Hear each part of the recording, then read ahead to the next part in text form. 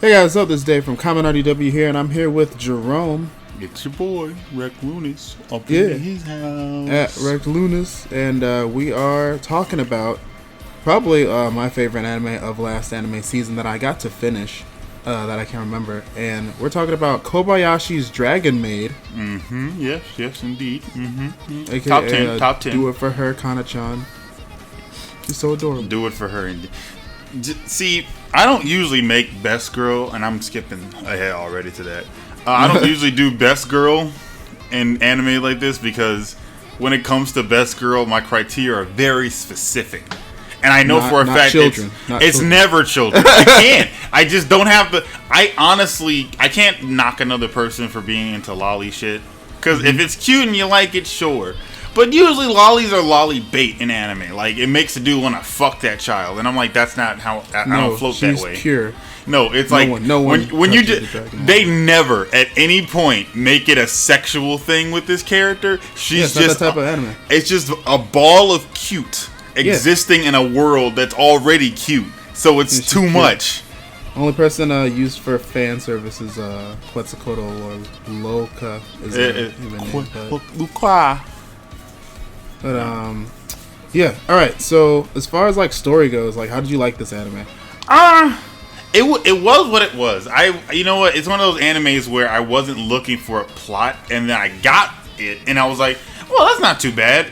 You know, like, you can see them trying to fit in, like, their backstory near, like, I want to say, like, the 6th or 7th episode or so, because Toru started looking sadly into the distance at random moments, but then she would look at Kobayashi, she'd be like, fuck that, I got this hot bitch over here, I'm good. Like, that's literally, like, how the plot was flowing for most of the time, and it never was intrusive. And one thing I really like is that even at the end where they dealt, like, the last 2 episodes had a lot of plot. Where the plot showed up, Yeah, but there wasn't, like, a shit ton of, like, you know, Deus Ex Machina, what's the word, there's a word for, like, a item that's just there for plot convenience. Oh, yeah. Yeah, I can't remember the word off the top of my head. Yeah, me neither. But there was nothing like that. And what I really liked about the plot is that it makes sense, you know. Not a whole lot of sense. It contradicts itself in a small way, which I won't spoil. But I like how one thing with this anime, it's like the basic. You probably we've all seen the whole another creature from another world comes and lives with some humans in a human world, and they all become friends and all that. It's basically like something in Tora's show. Yeah. That really old one. Oh, Ushio and Tora. Ushio and Tora, yeah. I almost said Lucio. I'm like Lucio. But like with the slice of life, it's usually just basic, just like, oh, everyone's having a good time, everyone's all cutesy, no one's referencing anything else about their old world and stuff. But with this, they do a good job of having it be comedy and slice of life, but then every once in a while they toss in just little things in each episode where it's like, you remember they're dragons, right? They're not humans, they're dragons. So the way they ended up executing that throughout the whole show, I really liked, because it would just like peek you more into their world and just teach you what like it was like for them coming to another world. So yeah, and one thing that this anime never lost its identity in is that it was a comedy. It was funny. Like, I don't often watch it and laugh at Japanese comedies because, first of all, a lot of the puns and shit that they love to throw into their language make no sense. Those word puns. Yeah, but the ones in this show, based off of all that, I watch multiple dub versions sometimes to check and see if it's like an accurate dub or if they're just doing a dub to localize it. It's like consistent throughout. Yeah, it was pretty consistent, and it was very funny. Like, it was actually like transitionally funny. So like, okay, it's pretty good.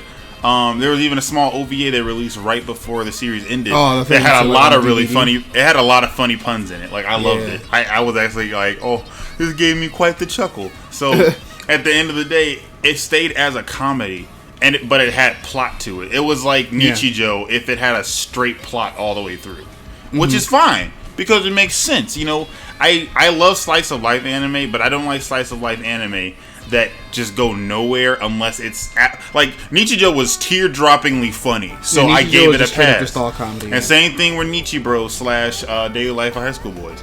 It was the same level of like, this has me like cramping laughing. So the lack of plot and continuity makes sense. But when you have something that doesn't have that level of funny, but you don't even have plot continuity, it's like, then what do you have? It is basically a subpar gag anime, and not my cup of tea. Just personally speaking, this surprised me Because I thought it was just going to be fan service hell because it had I just kept seeing Quetzalcoatl in every single freaking Not gift even set. that. Not even that. I Anything honestly expected way worse. Like, Quetzalcoatl wasn't even the first thing I saw. The first thing I saw was I saw a GIF of the first joke they made about that her broadside was D for dragon. Oh yeah, D for I dragon, still find funny. I know it's stupid. It's I feel like childish. she just made that up on the spot. She has no idea how powerful it. And so did Quetzalcoatl. Quetzalcoatl was like double D for dragon. That was funny. That actually gave me a chuckle a couple of times. I shouldn't have. It's immature as hell, but it's pretty funny. It was good. Yeah, but it surprised me. I thought it'd be way more fan service than there was. Yeah, and also like one thing that was pretty cool for me was with Loka later in the show, or Quetzalcoatl later in the show, she actually didn't even have on like revealing clothes anymore. She wore all sweaters because people were complaining, and I was like, oh my god. Yeah, there were like one of the gags is that she would wear something way too revealing for where she was at, and a fucking city official would have to pull her to the side and make her put on something. Put like on a shirt, she went, they went to the typical beach episode that everyone so wants in anime. It was like, yeah, fan service time, and she wore what everyone wanted her to wear. And then they're like, shut it down. And then some lady came out with a towel like, look, bitch, can't have this. Get off the streets. Beach, nope. There are children here, asshole. Like that had me in tears. I was like, damn. And then they went to I think it was Comic-Con, which is basically a big convention for people who indulge in seeing shit. She got in trouble there, did she? Yes, because she was cosplaying in pretty much a nipple-only pasty bikini. It was like, it was nothing. And a lady came out with the same lady, actually. I noticed that. It was the same exact lady who came and was like, nah, bitch, stop it. Not today. I love it. I love that. That was a good Not my gag. dragon anime. Not my dragon anime. That was a good shit. But yeah, that was good stuff. I really like that. And also like what it goes back to the plot.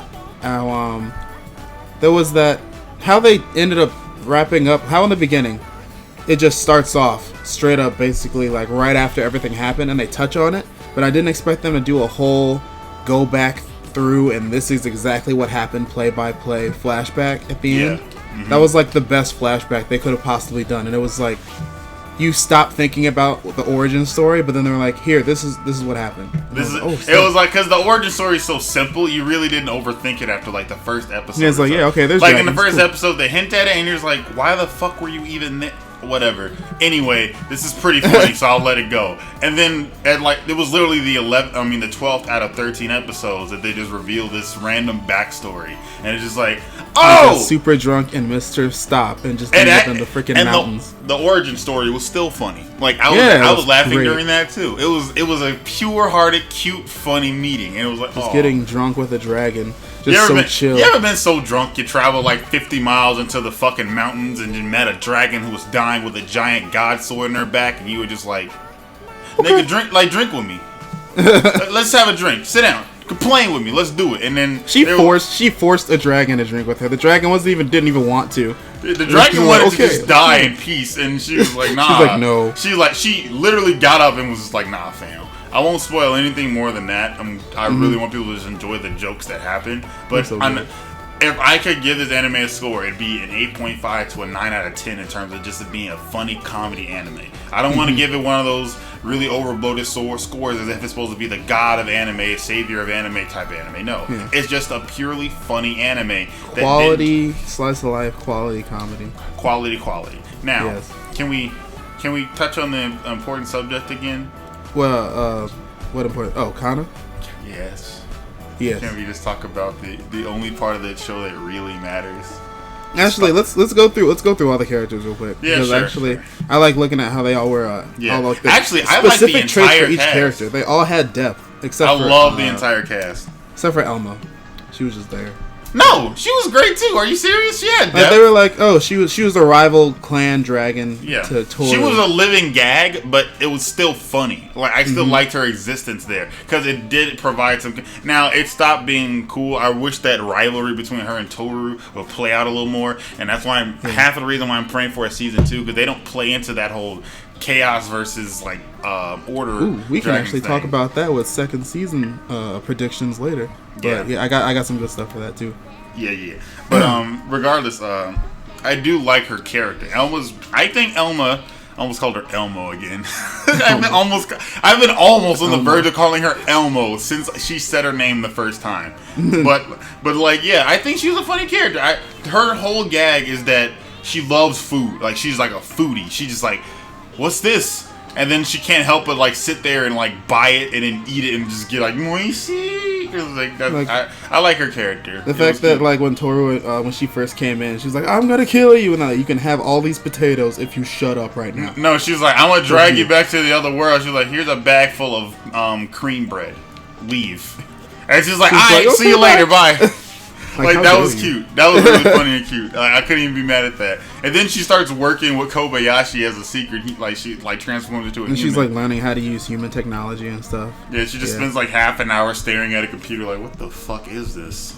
He's trying to master Microsoft Word. That's all she wants. Not even Word, like Excel. Like Kobayashi works for some kind of coding firm, like smart, like super important computer coding, and like. She's just like, I don't even know how to work a computer. Like that was how a really do you good even one. turn it on? I think she was trying to. No, Kobayashi literally comes over and hits the power button and then turns everything on. And like Elmo's just like, oh my goodness, what is this magic? That was really nice.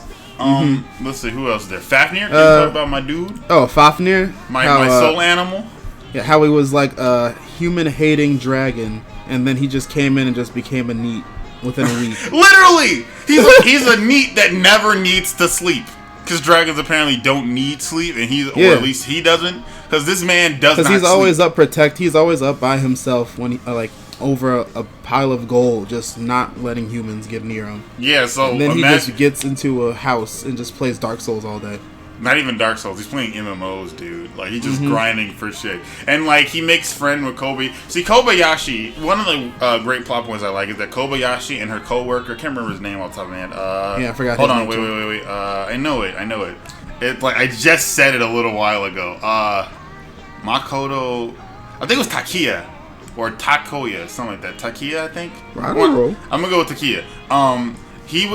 They're both basically otakus, but like Takiya is like the stereotype of it, like swirly glasses, buck teeth, like goes to fucking cons wearing like a weird robe with a bandana and screaming like go hardcore otaku guy. Like actually, like you go in his house and he's about that life. Yeah, it's like wall to wall figures in his house, and then him and Fafnir becomes friends because Fafnir decides he wants to try living in the human world, but then it turns out he only wants to live in the human world so he can play more video games.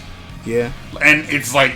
Okay, it's good enough for me. And then Fafnir didn't even have to stay. He could have left and gone back to the Dragon World, but he specifically came back to just keep playing video games. Yeah, he just really he's just an otaku now, and nobody can stop him. I love him. I kind of meld him. Like I hate people too, but I really like video games. So I guess I guess I'll stay. Whatever. And how they ended up having a whole system too, like how Kobayashi's friend wasn't even phased. He was like the hatred on this guy. He was just like, hey. Fafnir's like, I will literally destroy the planet right now. And like his friend just like, come on in, let's play video games. Like, okay. Yeah. Like he just quells the scariest thing in the fucking in the show, period. Like the scariest thing. And he's just like, come on in, play some video games, eat some omelet. And then just surviving off of microwavable curry and ramen and shit. Basically, mild. It has to be mild. He only likes mild. Which I was like, that's interesting. Think he can handle spicy. Yeah, he's just like, I only like mild. Like, okay, like he like actually looks at Takiya like, you got mild, right? He's like, yeah, I got mild. No worries. Like, Takiya's a sweet guy. If we get spicy, he was such a sweet guy. I liked him. Yeah, he was sweet. Let's see, who else was there? Let's talk about let's go more on Kobayashi specifically because I really like how they covered her. I like her character. Yeah. I was disappointed when we didn't get to see her family at the very end. No spoilers, how or why, but they hinted at seeing her family. They never showed it. That's whatever. But hopefully they open season 2 like more info on her family. But I hope that's how season 2 starts. Like they're visiting the family's house and they're freaking out that their daughter has a maid and she's like a fucking dragon. But I think that'd be cool. I like how basically Kobayashi was just a girl that was on by herself, doing her job, going home. That was basically it. Maybe every once in a while going out drinking with her friend. That was it. Like she just had a whole system. But to drink and complain about maids and getting like complaining, she was like the typical workhorse. She worked, got drunk with her best friend, went home, slept, went to work, got drunk with her best friend, talked about Maid. So she, like, her life was very normal until Toru and the Dress of the Dragon showed up. And, like, because you know what most animes or what most cartoons, when something random happens, you just assume the character's, like, always up for anything. Yep. And this might as well happen, but it turns out she was, like, super boring and nothing like anything like this happened before. Nothing. So then you're just like, oh, going on to her background as her as a character and stuff. Yeah. And I did find it cool, like, I to this second still think it's, like, a really funny plot that she just got so fucking drunk. She hopped on a train to God knows where. She was trying to go home. She missed her stop. Yeah, she missed her stop, got off, got a hitchhiked from someone else, got out of the car, and just walked into the mountains until she found Toru almost dying, and she just like, hey buddy, let's have a drink. That's funny as hell. It's like, how do you're hundreds of miles from home, and I still don't know how she got home that night. Because then she woke up and Toru was waiting for her outside the door. Yeah. And that's how the series starts. It's really funny to me.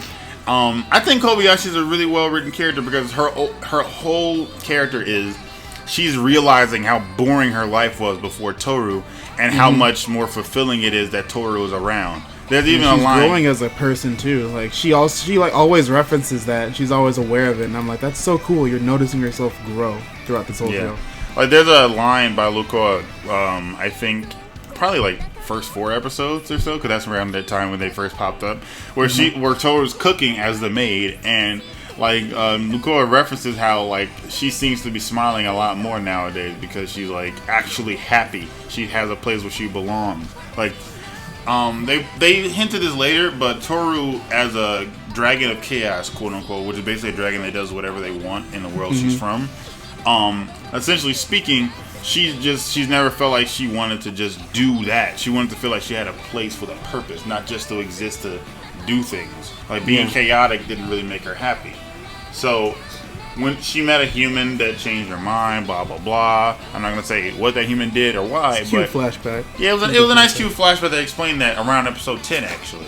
And I noticed that in like the last 5 episodes when they started doing backstory stuff. Except for like one character, the best character. But all in all, I'd say that Kobayashi's story really it kind of hits home. It makes you remember that doing something boring doesn't necessarily mean that your life is going the right way.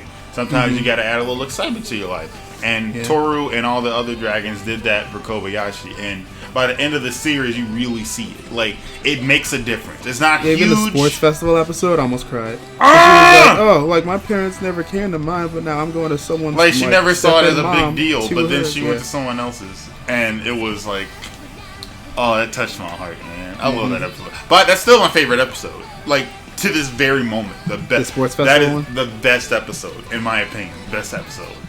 It was pure, man. That was a good one. What's another one? We can go right next. We can go like straight to Kana now, and then we can touch on Toru last. No, but just do Toru because Kana's best girl. You don't talk about best second to last. She's last. All right, we do Toru. Well, Toru, I mean, no, quick. Let's do quickly. Yeah. Let's quickly do Quetzalcoatl. Quetzalcoatl's big titties. Oh yeah, true. She's big titties. She was actually summoned into this world by a little boy whose family named Shota. Who's from a who's family literally a Shota. Yeah. Literally a Shota. But like that was a funny joke. But his whole character is that his like parents are like witches or something. He's like from a family of mages, and he was doing a summon to like summon a demon or something. Yeah, he's literally trying to summon a demon. But then she felt that he was doing that, and then just ended up coming out of his portal. So he thinks he summoned her. Yeah, and she's just like She was just like, I don't want you summoning like the devil into this planet. So I was like, I'll answer the call instead, just to be safe. And he's like, no, I wanted a demon. And then she like flashes her boobs by mistake, and he's just like, wait, there's the demon right there. And it's like, that's pretty much their whole gag. He's like, you're a demon, you're a seamstress, you're trying to get me to become like something like be what's the word? Seduced by her wily ways. I don't want that. And he gets labeled as a succubus most of the time. And she's an airhead, so clearly she's not aware of like what she's doing. Like she likes wearing loose clothing, and I feel like Quetzalcoatl though is like one of the most intense characters story wise in this whole show right now. Her backstory is actually the spookiest. Honestly. Yeah, like she actually was a goddess, but then something without, like, I think if you were to look it up, you could probably see the lore and hear the story, because they're all based on real dragons. Yeah, like Quetzalcoatl's like they're all based on real dragons, but in a different world. They're all from the same place. Mm-hmm. That's all. So it's like imagine every type of dragon of lore. Like Fafnir's a real dragon, clearly. So they're all from real dragons. They're all just like they all got crammed into the same space in this alternate world they're from. Which I found cool. I was talking about how I don't know what Quetzalcoatl did or like who crossed her to where like alcohol was her downfall, because Toru always brings it up. Yeah, she was like Quetzalcoatl was like the Aztec god of the sun. Yeah. So it's like I think someone tricked her into doing something like drinking some poison or whatever, and it turned her into half dragon, and now she's a dragon. Which that's why her eyes are two colors. Yeah, I think that's how. I think that's it. I never got to see her dragon form, and I really wanted to. Like, I want to see everyone's dragon form. We got to see Kana's, and we got to see Toru's full, and we got to see Fafnir's in a flash. It was a blurry one. It was super fucking blurry. Like, you didn't get to see it clear at all. And Quetzalcoatl pretty much only got shown as a little cartoonish version in the opening, and that doesn't count either. Now, let's see. Honestly, that's just her whole character. She's a gag character about boobs, and she is like she's like ends up being like a really motherly character too. Like she has a lot of heart to her, so it's like But she didn't play that role 24/7, which isn't a bad thing. She did it. She only did it when it mattered. Yeah, most characters were adults, so you don't really need a motherly character the entire time. That would have been kind of overbearing. Saikawa, which is like her, Kana's best friend. She's this cute, shiny-headed, foreheaded maybe girl. Learning herself love interest.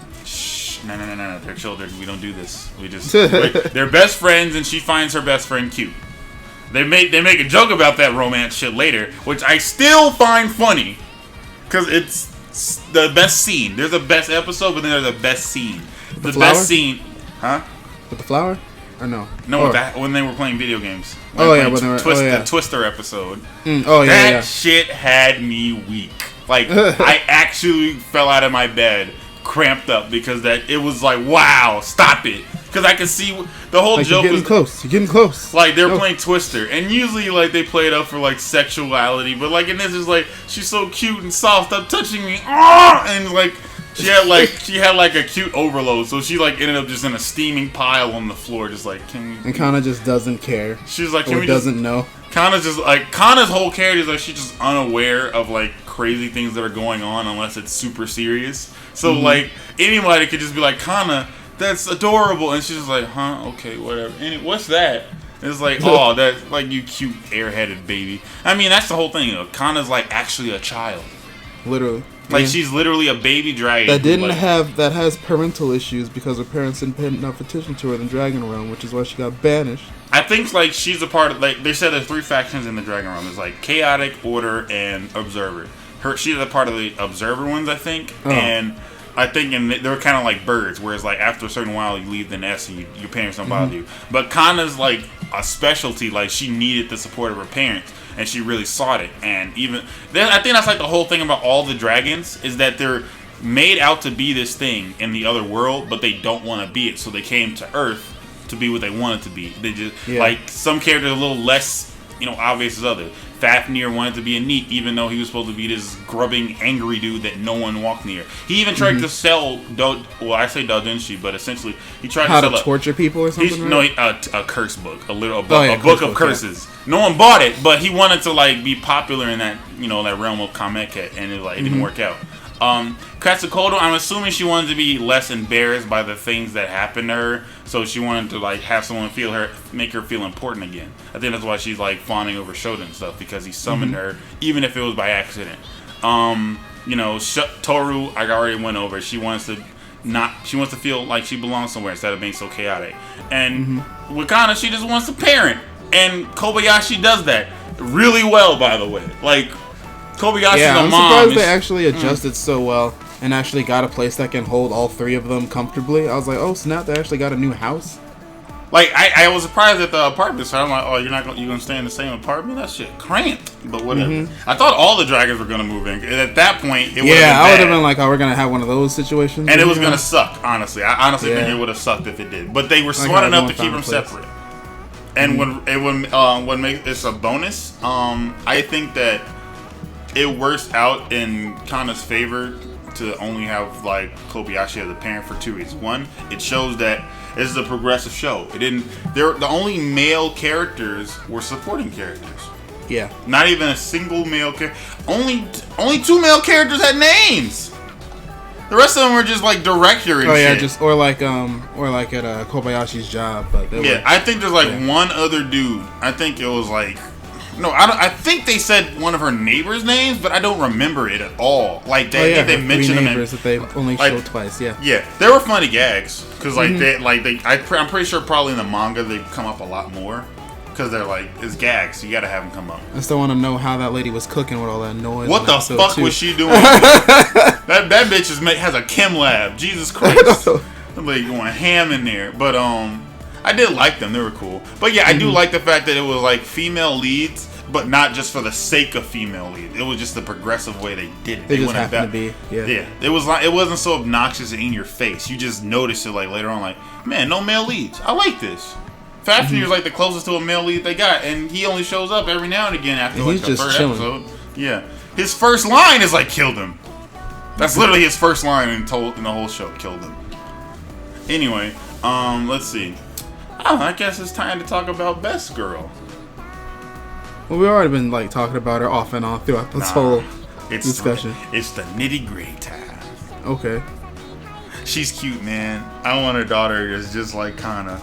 Who's like, I thought you wanted a daughter like the girl from I changed my mind. I changed my mind. Kana's the best. You can't top that level of cute. Okay. I need to gush. It doesn't have a father dragon type level of cute. Like I couldn't ask for more than that. That shit's just, it hurts to watch her. It's that cute. Like the episode with the video games breaks my heart, man. Or the episode when she was getting her school supplies. That was cute. That was super cute. That was a good one too. Wait. I also find it was a really funny gag they did with that.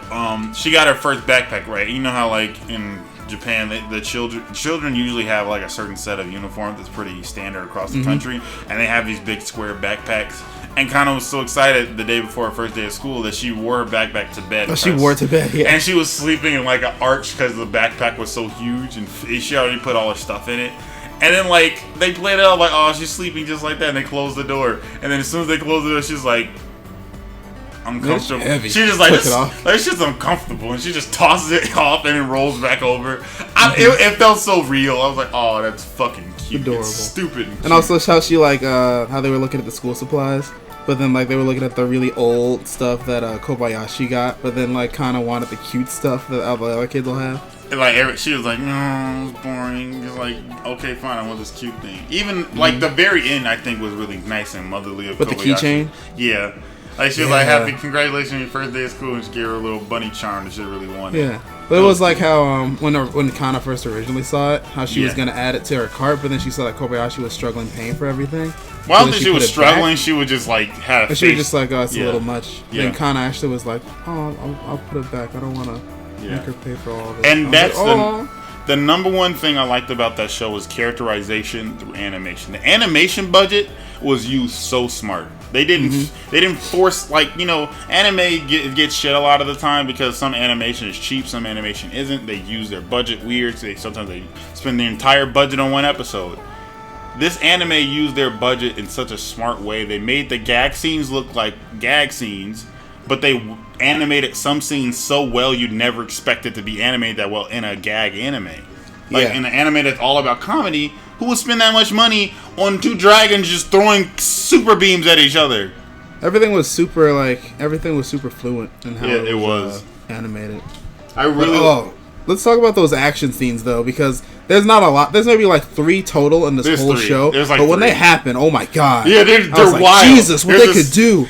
Like at the very beginning, Kana and Toru want to like just play around because like Kana's like, I'm bored. So like, okay, fine. And then Toru just flies them to the middle of a field in God knows who, probably like New Zealand, just a big ass open field. Some vacant ass island in the middle of who knows where. Yeah, and they're just like, let's wrestle. And then like Kobayashi's like, you guys play nice. All of a sudden, a whole ass battle. Like, it's literally like you've probably seen gifs of it on the internet, but it's literally these two having a Dragon Ball Z level battle of like Toru shooting super beams across the sky and like Kana just breathing barely fire and dodging electricity. it. Oh my goodness! All the while that Kana's making like this really she still has that expressionless daze on her face. That was cute. I love it when Toru goes like half dragon, half human form, and it's like she's also like her face gets distorted to show like the dragon parts on it. Yeah, too. and as she's because in the manga they just have her straight up turn into a dragon a lot of those times. But in the anime, they were a little bit more liberal with it. I also found the dodgeball episode fucking funny too. Oh, the dodgeball one was great. I always forget about it, but that shit was. I honestly can't spoil it for you. Just watch it. Just watch the anime. Get to the dodgeball scene. That shit had me in tears. That shit was funny. It was really funny. Really, and it was super well animated for no reason. Yeah, like that makes me hyped for the second season. Like what they could do if more action happened. Yeah. Like they totally could cover that base if they needed to. Yeah, like this anime felt like it was on par with the budget for fucking Everyday Life with Monster Girls, Monster Musume. Oh yeah, it was like on par with that, but it used its budget in a way that didn't just make it all one big gag. You know? Yeah. And they didn't like force them. Also, unlike Monster Musume, which is clearly a harem manga about monster girls, this is like an anti-harem, where it's just like one girl really likes this one girl, and that's it. And everybody else is just like everyone else is just like happy to be around each other. Like it's like a big ass goofy family of dragons. Yeah, I loved it. Even Papa Dragon, it showed up later that I will not explain. Just know that. I like Papa Dragon too. He made me smile. Like, yeah, you say it, Papa Dragon. Get out of there, idiot. But with and then with Toru, like the main like head of the whole show, the Dragon Maid. I like how her character was played out. How in the beginning she had a whole bunch of doubts on humans, but in the end she actually had a really big soft spot for them. Yeah, like around episode 8 is when Fafnir came in and he was like, "I want to live here now." Yeah, I might be wrong. It was maybe between 6 and 8. He came in. He was like, "I want to live here now." And like Kobayashi, but Toru was like, "I want to help you register as a human and get your own place to stay." And while she's doing this, Fafnir asked a question that becomes kind of a backstory theme throughout the show. At that point, are you sure you want to live here? Humans don't even live nearly as long as we do. By the time we age like a year, it's gonna be like 100 years for them. And it's like, she'll be dead, blah, blah, blah, blah. And she's just like, "No, I'm happy to be here." And he's like, "Humans are disgusting, though." Like, "No, humans are wonderful because Kobayashi's wonderful." I'm like, that shows that Kobayashi's changed her outlook on an entire species. Too, yeah. Like, she literally makes a shit ton of jokes at the beginning of the show about how she'll just destroy the planet if they really want her to. And Kobayashi's like, "No." And by the end of the series, you don't even see her making those jokes anymore. It's not even a bad thing, like the jokes weren't funny. It's like, she actually learned that like she doesn't even want to wipe out this entire species. Yeah.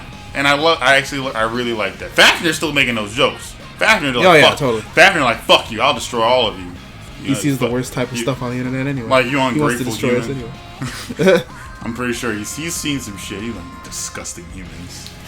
And then I also like how with Toru's like personality too. How she can do the main thing perfectly, but she also has her flaws too. Yeah. Her quirks. Like with the whole jealousy thing when she thought that she was hanging out with Elma more than her. Yeah, that was a really funny ending of an episode. It was super cute too. And like Kobayashi took it really well. Also, it was really convenient that they had magic that could just repair anything. Like I love that. All the gags of them destroying everything and just putting it back together real quick. Like, that was really funny. Because you would always feel like, damn it, now they're going to have to do a plot convenience thing where they, like, move her across the country because they destroyed her house. But, like, no, Toru just sits there. Put that back. Toru just sits there. Like, there's a part where Toru, like, literally evaporates everything in Kobayashi's bedroom because she says, "I'm going to clean it so well that you can just relax." And she literally just blows up the bed and everything. We're at the point where it's just a sparkling clean floor. And she's like, "There, now you can relax with nothing to distract you." Just like, "Bitch, put my shit back. What's wrong with you?" That was funny. That was really great. And then, what else? Oh yeah, how they didn't go. Well, they actually, like, later on they did with her reason to want to leave the dragon world. Yeah. But how she also, like, has her own issues with not only humans but also dragons also. Yeah. Like she just her home world as a whole, she wasn't a fan of it. Like she just didn't really like it, and the way the system worked out with the whole good dragons, bad dragons, and like neutral dragons, she didn't like that system either. She met a human that made her really consider if that's what she wanted to do with her whole life. At some point, they didn't really go into depth with it, but she fought a god, and the god stabbed her. Yeah, that's how she ended up where she was, because she got impaled by a god. Yep. Yeah, and it's like they didn't really explain that, and they're probably not ever going to. That's why plot spoilers aren't that huge. I'm trying not to spoil jokes, so that's why I'm like not going too in depth on certain things, because I know there's a joke that leads into it. But in regards to other stuff like that plot, it's not that deep. It's literally just she got stabbed by a god, ran away to our world, and Kobayashi met her. She's leaving there, yeah. Yeah, like that's so literally. In the beginning, she was like calling people on the phone to the other dimension, and then eventually everyone just showed up, and I was like, okay. She was like, "Hey, Fafnir, what do I do if somebody robbed?" Like literally before he even finished, and she was like, "Kill him." And he just hung up. Okay, she's just like that. Calling him. Like, yeah, that was funny. Literally, she's like, "That's enough of that." Like her exact words. And then Lukoa would give her like sound advice, but she would misinterpret it. Also, it's really Actually, I won't spoil that gag. That one's good. There's a really good gag involving her tail. I won't spoil it. I love that one. Yeah, I love that, and they do it throughout the series. And I honestly thought it would have happened, but it didn't. And I was it never did. The episode it does happen, I'm gonna fucking cry. I'm gonna laugh because it'll probably be really funny because she's probably gonna hate it and Tori's gonna be super sad. And it's like, get the fuck over it. It's gross, but that was really funny. I like that. I love how.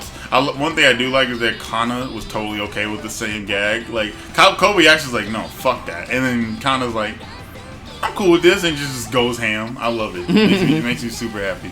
Let's see. So we basically went over all the main characters. Yeah. Let's start talking about our predictions for what the second season could be. I already have a good idea. I mean, the second season, they might introduce a couple more characters, which would be fine. They're fleshing out the cast will be fine, especially with like more humans, because it would give them more depth. More humans, yeah. Because like right now, it's literally it's one human per dragon. There's one human minus Elma. Elma kind of takes that away. But there's Toru for Kobayashi and Kana and Elma, I guess. So that's 3 for Kana. I mean for Kobayashi, 1 for Shota, 1 for Takia. So and then also like Kana's friend's sister. Yes, yeah. The Maid, yeah. And that's Kana is to. So actually, if you take away Kana from Kobayashi, technically it's 1 for Kana. I'm sorry, 1 for Saikawa, 1 for Takia, 1 for Kobayashi. Well, technically 2 for Kobayashi, because I count Elma toward Kobayashi because she hangs out at her house and luches food. But that's pretty much it. And that's a really cool dynamic. But I feel like they could totally add more of each type of character. Just like or even if we didn't get any extra characters, like that whole group right now was solid. Yeah, it is pretty solid. In terms of the second season, besides adding new characters, I could just see them like as far as plot goes, I could just see like dragon battles happening straight up. Of just course, more plot. More plot. There's depth actually in terms of that. If they did a second season, it's probably going to be toward the end of the season. Retributions for the fact that the main characters are in a world they're technically not supposed to be in.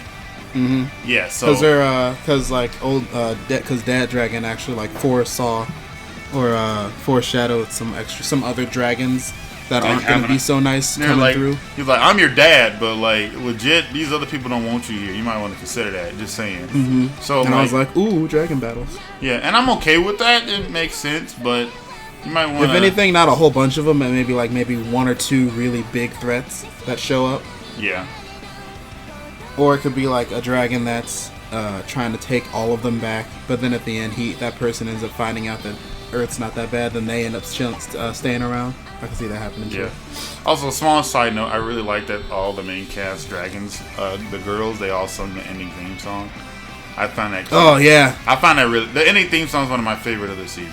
I like the opening better than the ending. It's the opposite for me, just because the ending like touches my heart with their actual. I like it when the voice actresses do the singing for the opening or closing, because it fits. It feels really nice. Yeah, opening like with this show at the beginning when you're watching the opening, you're like, oh, that's when they're doing the whole like transformation into a dragon like flash dance thing with the and then at the end with the butt shake. like you're like, oh, that's cute, and then eventually you're just doing that too. Yeah. Throughout the whole, yep. Yeah. It's a good song regardless. Yeah. Let's see. I think we've covered basically all the bases for Kobayashi Dragon Maid. The second season, I'm just expect funnier gags and probably more dragons. That's pretty much. If we were to get a second season, I feel like this anime was successful enough where it could actually probably get a second season. I can see it getting a second season. I can see it getting a second season by the end of this year, honestly. Or like at least an announcement for it. Like this is like because it's only spring. This is easily a winter release if they do it right. If they made it another 12 episodes, yeah. Now if they don't do it cheaply, they can do it at the end of winter. And that's what I say they should do. Like keep the budget about the same and just do it near the end of winter. It could be the same level of quality. The manga's still going on. It's still strong. It's fucking funny. I did some reading and I wanted to see the differences and they're not that huge. The art style's slightly different, slightly less moe. Well, I would say it's more angular because of the original artist's art style. But all in all, it's still the same feel. Like, it's still really cute. Kana's still fucking adorable. Albeit skinnier, less chunky. But I'm okay with that because Kana being round and soft is all I need. But I could see a second season coming within the next year. Sure. I say Kana being soft and cute. As the fucking police sirens blare in the background. Oh jeez. What else? Oh yeah. Like, why did you say that? Now I'm gonna be thinking about that. Like a cop busting, like Tadaima, just breaking down my door. Tadaima! Sir, you're under arrest for being like, no, I meant that in the purest way possible, sir. Like, I assure you, she's just cute. Like, nah, you going to prison, buddy. You're like little girls, huh? Because they're cute! Fucking gross motherfucker. Just put me away. If you had to, like, give this anime a number rating, or, like, a star rating, what would you give? 8.5/4 out of 5. I mean, 8.5 out of 10/4 out of 5. Yeah, basically, same, 4 out of 5. I give it a 9. Because I love slice of life and comedy anime. You know what it is? Like, I can't give it a 9 until I rewatched it at least once and did a thorough review of anything I could find. Because like on my initial viewing of an anime that I like am surprised to like, because of my surprise of liking it, I don't do a thorough review anymore. I start just enjoying the anime instead of looking for flaws. I have this innate part of me that does look for flaws in animes I'm skeptical about, but only until that skepticism stops. Once I'm stopped being skeptical and enjoying something, then I'm suddenly lost in my review state. So I'd have to rewatch it and be like, okay, that's actually kind of annoying. That's bad. They did that way too much. That gag didn't really work here. They should. I gave this anime a high rating because I actually cared enough to have a discussion about it after I finished watching it, and also the opening. Whenever the opening of an anime is amazing, that automatically gets 2 points. Yeah, that's like 3 points for me, honestly. Like, if the opening is good. Good OP, solid comedy, solid animation, that right there is automatically a 7. And then if you can actually make me like it as a whole, that's an 8. If you make me love it, like, shit, everything's perfect, that's a 9. And if you like, if you're Kyokai no Kanata, then you get a 10. But I won't talk about that because that's still the best anime on TV currently. But that's basically all we got for this Kobayashi Dragon Maid discussion, Jerome. Yes. Thank you so much for being here, man. Glad to come. I just wanted to talk about weeaboo shit and cute dragon girls. No doubt. Let everyone who's listening know where they can find you and stuff that you do on the internet. If you want, you can hit me up on the Twitters at @rekt_lunas. That's REKT_lunas, spelled exactly the way it sounds. And you can also find me on YouTube by the same name, no underscore though. And cool. I should be uploading videos, like legit my own content videos, very soon. Until then, feel free to browse through my mini clips of bad jokes and loud screaming while playing video games. And also, if you did like this discussion, me and Jerome are also talking on another thing that we do. It's a podcast called Pod Boys. And we're on SoundCloud. I'll have our latest episode down in the description if you want to give that a listen. Episode 2, Nazi YouTubers. Go watch it. It's really old, but it's really great. I'll put episode 3 down there too when that goes up too. Yeah, that should be up within the next day or so. But yeah, so we talk about video games and anime and stuff on that. So that's a good listen if you want some more stuff like that to listen to. Yes, sir. Yeah. So, and yeah, that's basically it, guys. Thank you so much for listening. Be sure to like and subscribe, and also comment down below if you want to talk about Dragon Maid down there, and I'll be sure to respond. Yeah, Yes. I personally want to know who do you consider best girl and why? And if it's not Kana, tell me why you're wrong. All right, guys. Thanks for listening, and I'll talk to you guys later. Bye. Bye bye.